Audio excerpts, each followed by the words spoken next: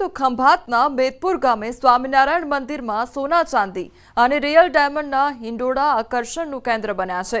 પવિત્ર શ્રાવણ માસમાં શ્રી હરિને સોના ચાંદી અને હીરાના પારણે ઝુલાવવામાં આવ્યા છે। ત્યારે કલાત્મક હિંડોળાના દર્શન માટે ગુજરાત જ નહીં અન્ય રાજ્યોમાંથી પણ હરિભક્તો આવે છે અને દર્શન કરી ધન્યતા અનુભવતા હોય છે। કહેવાય છે કે 80 વર્ષ પૂર્વે વડતાલ સ્વામિનારાયણ મંદિરના સંત શ્રી કૃષ્ણ જીવન સ્વામી મેદપુર ગામે આવ્યા અને ગામમાં સત્સંગ કરાવ્યો। ત્યારબાદ ગામના સત્સંગી લોકોની આર્થિક પ્રગતિ થઈ અને ગામના લોકો ઝવેરાત હીરા માણેકના ધંધો કરવા લાગ્યા અને ઝવેરી તરીકે મેદપુરના લોકો જાણીતા બન્યા। શ્રાવણ માસનો આ ગામમાં ખૂબ જ મહિમા રહેલો છે। શ્રાવણ સુદ એકાદશી થી લઈને શ્રાવણ સુદ પૂર્ણિમા સુધી આ ગામમાં ભવ્ય દિવ્ય અને કલાત્મક હિંડોળાઓ બનાવવામાં આવે છે। આ શ્રાવણ માસની અંદર ઈંદોરામાં સોનાના ઈંદોરા અને ઝવેરાતના ઈંદોરાના દર્શન કરવા માટે બહાર ગામથી દેશના હરિભક્તો આવીને અહીંયા ભગવાનના દર્શન ઈંદોરે ઝૂલતા ભગવાનના દર્શન કરીને પોતે ધન્યતા અનુભવે છે। અમદાવાદના લાંભા વિસ્તારમાં અર્બન ફોરેસ્ટ અને ઓક્સિજન પાર્ક ખુલ્લો મૂકવામાં આવ્યો છે। મુખ્યમંત્રી ભૂપેન્દ્ર પટેલના હસ્તે 199મું અર્બન ફોરેસ્ટ ખુલ્લું મૂકવામાં આવ્યું છે। મિશન ફોર મિલિયન ટ્રી હેઠળ 26 લાખથી વધુ વૃક્ષારોપણ કરવામાં આવશે। તો મુખ્યમંત્રી દ્વારા ભગવાન બિરસા મુંડાની પ્રતિમાનું પણ અનાવરણ કરવામાં આવશે।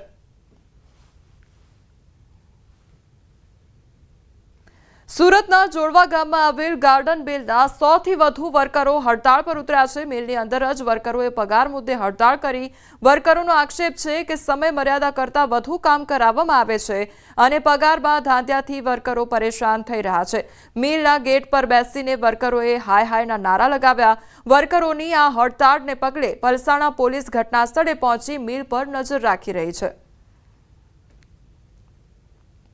બારડોલી કોલેજના પ્રોફેસર વિક્રમ ચૌધરી કે જેઓ છેલ્લા 15 વર્ષથી આદિવાસી સંગીત વાદ્યો પર સંશોધન કરી રહ્યા છે, તેમણે આદિવાસીઓના પ્રાચીન વાદ્યો વિશે સંશોધન કર્યું જે વિશે આજની પેઢીઓને જાણ નથી। ડોક્ટર વિક્રમ ચૌધરીએ કહ્યું કે આ વાદ્યો આદિવાસી જીવન પરંપરાનો ભાગ છે।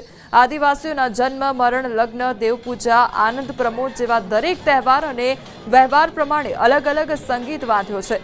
આદિવાસી વાદ્યોની એક મહત્વની લાક્ષણિકતા એ રહી છે કે આ પ્રજા પોતાની આસપાસમાં મળતા જુદા જુદા ઝાડ વેલ પાંદડા વાંસ ઘાસ વનસ્પતિ પક્ષીના પીંછા પશુનું ચામડું એમના હાડકાં શિંગડા વાળ કાચબાનું કોચલું તેમજ દૂધી તુંબડો ગુંદર માટી ઘડો કોચલું મધ વગેરે પ્રકૃતિના તત્વોનો વાદ્ય બનાવવા અને સજાવવા માટે કલાત્મક ઉપયોગ કરે છે, જો કે આજે તે લુપ્ત થઈ રહ્યું છે।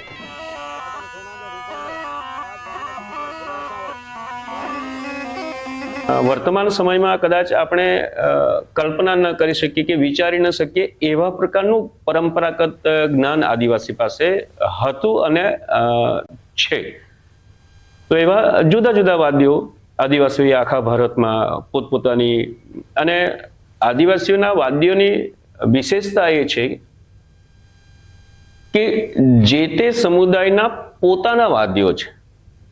ગામિત સમુદાયના પોતાના વાદ્યો, ચૌધરીના પોતાના વાદ્યો, કુકણાના પોતાના વાદ્યો, વારલીના પોતાના વાદ્યો, ઢોળિયાના પોતાના વાદ્યો અને એ કોમ્યુનિટી એમ કહે છે કે આ મારું વાદ્ય છે।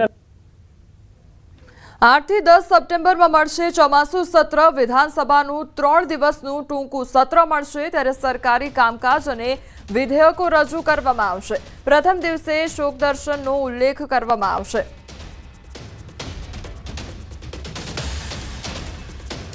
આ ચોમાસું સત્ર તારીખ 8, 9, 10 સપ્ટેમ્બર દરમિયાન બોલાવવામાં આવ્યું છે।